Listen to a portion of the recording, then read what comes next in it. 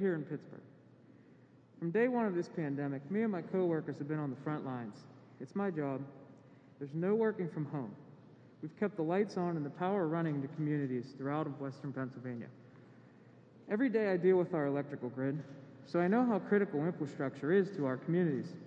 That's why I'm so excited about Joe Biden's Build Back Better plan. Nearly everyone agrees that we need to modernize our roads, bridges, power grids, airports, and railroads. That we need to invest in new energy technologies and American-made manufacturing. But what President Biden is proposing isn't just an investment in infrastructure, it's an investment in good union jobs. It's an investment in good schools and strong communities. It is an investment in the future of so many forgotten paths in America. My brother teaches at Pine Richland High School in Gibsonia, just north of here, the same high school we both went to. The kind of investment Joe Biden is talking about would mean so much to his school and to his students, both now and in the years to come. For example, President Biden proposes a massive expansion of high-speed broadband, and that's critical to the health of so many small towns in this area. I've got 2 little kids at home myself, and I don't want to see them leave the area or even the state to find opportunities. The Build Back Better plan is directed at communities like mine. It's about opening up opportunities, revitalizing local businesses, and creating jobs. For decades, Pennsylvania was a global leader in manufacturing and good union jobs. It can be that way again, as President Biden has a solid plan to make that happen. I also don't want my kids growing up in a world where the threat of climate change hangs over their heads. That means investing in electrical vehicle charging infrastructures and all forms of clean power technology so we can slash carbon emissions and create tens of thousands of green energy jobs. Union jobs. And that's exactly what President Biden is proposing. Here's another reason I'm so excited about this. I'm 100% a union guy. It is in my blood. The union changed my life, and it gave me opportunities I could never have dreamed of. Being a line worker isn't always easy, but thanks to my union, I enjoy a great paycheck, strong health and retirement benefits, and a voice on the job. Here's who else is a union guy, Joe Biden. And he said again and again, unions built the middle class. That's why his plan supports collective bargaining rights. It supports a living wage and making sure the taxpayer money goes to supporting American-made manufacturing. The men and women of the IBEW are ready to get to work, rebuilding our infrastructure, retooling our plants, and revitalizing our communities and the middle class. We're ready to build America back better. So it is my pleasure and it is my honor to introduce the President of the United States, Joe Biden.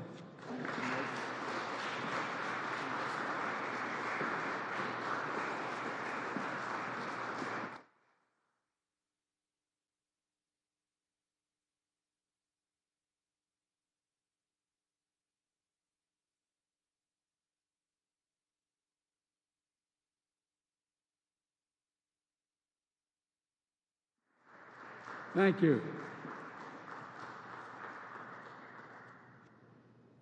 Gov, Mike asked me, and say to Bobby, my good friend, he asked me back there, he said, do you ever get nervous? And he said, because I got up this morning, made breakfast for my kids, so I got to introduce the president.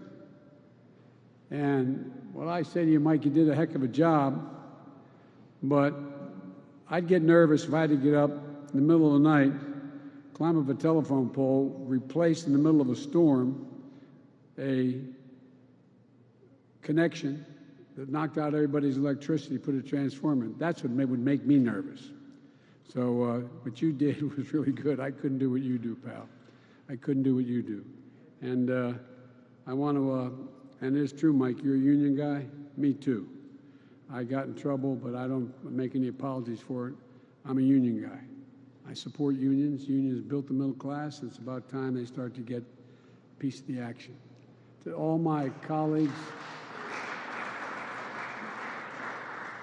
from the county executive to the mayor, to everyone that's here, I want to say thank you. Thank you, Congressman, for the passport in your district, and I appreciate being here. I'm honored to be with you. 2 years ago, I began my campaign here in Pittsburgh, saying I was running to rebuild the backbone of America. And today, I return as your president to lay out the vision of how I believe we do that, rebuild the backbone of America.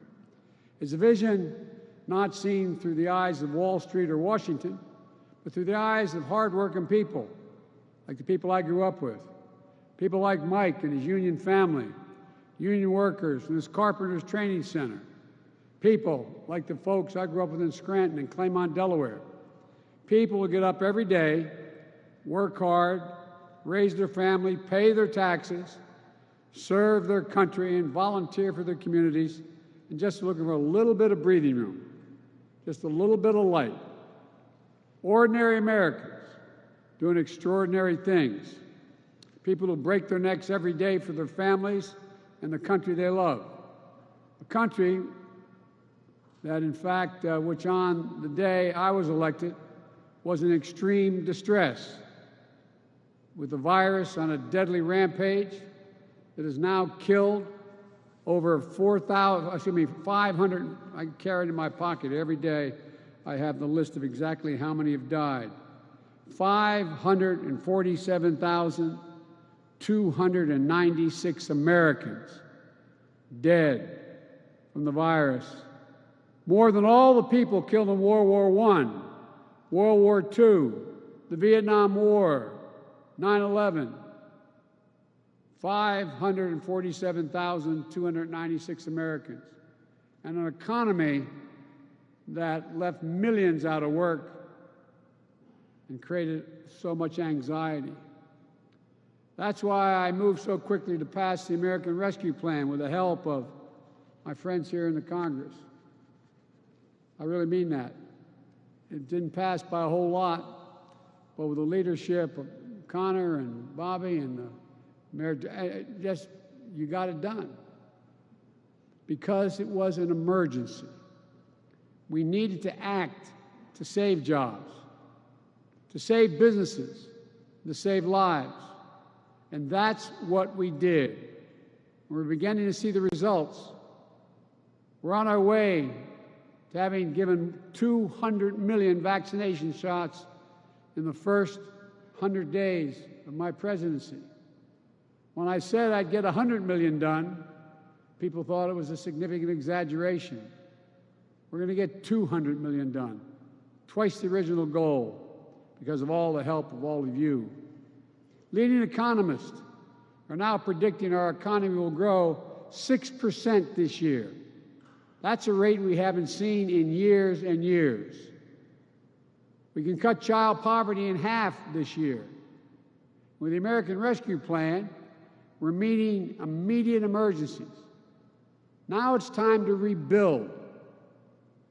Even before the crisis we're now facing, those at the very top in America were doing very well, which is fine. They were doing great. But everyone else was falling behind. The pandemic only made the division so much worse and more obvious. Millions of Americans lost their jobs last year, while the wealthiest 1% of Americans saw their net worth increase by $4 trillion. Just goes to show you how distorted and unfair our economy has become. It wasn't always this way. Well, it's time to change that. I note parenthetically that I got criticized for giving tax breaks to middle class and poor folks this last time. I didn't hear that cry, you and cry, when we were doing the same thing. When Trump's tax bill passed, 83% of the money went to the top 1%. You know, this is not to target those who've made it, not to seek retribution. This is about opening opportunities for everybody else. And here's the truth. We all will do better when we all do well. It's time to build our economy from the bottom up and from the middle out, not the top down. That hadn't worked very well. For the economy overall, it hadn't worked. Because Wall Street didn't build this country. You, great middle class, built this country. And unions built the middle class. And it's time, and this time, when we rebuild the middle class, we're going to bring everybody along. Regardless of your background, your color, your religion, no matter, everybody gets to come along. So today, I'm proposing a plan for the nation that rewards work, not just rewards wealth. It builds a fair economy that gives everybody a chance to succeed. And it's going to create the strongest, most resilient, innovative economy in the world. It's not a plan that tinkers around the edges. It's a once-in-a-generation investment in America, unlike anything we've seen or done since we built the interstate highway system and the space race decades ago. In fact, it's the largest American jobs investment since World War II. It will create millions of jobs, good-paying jobs. It will grow the economy, make us more competitive around the world, promote our national security interests, and put us in a position to win the global competition with China in the upcoming years. It's big, yes. It's bold, yes. And we can get it done. It has two parts: the American Jobs Plan and the American Families Plan. Both are essential to our economic future. In a few weeks, I'll talk about the American Family Plan, but today, I want to talk about the American Jobs Plan. I'll begin with the heart of the plan.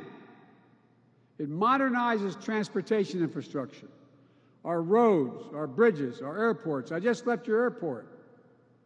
The director of the airport said we're about to renovate the airport. Is that right, Mr. County Executive? We're going to innovate. We're going to employ thousands of people.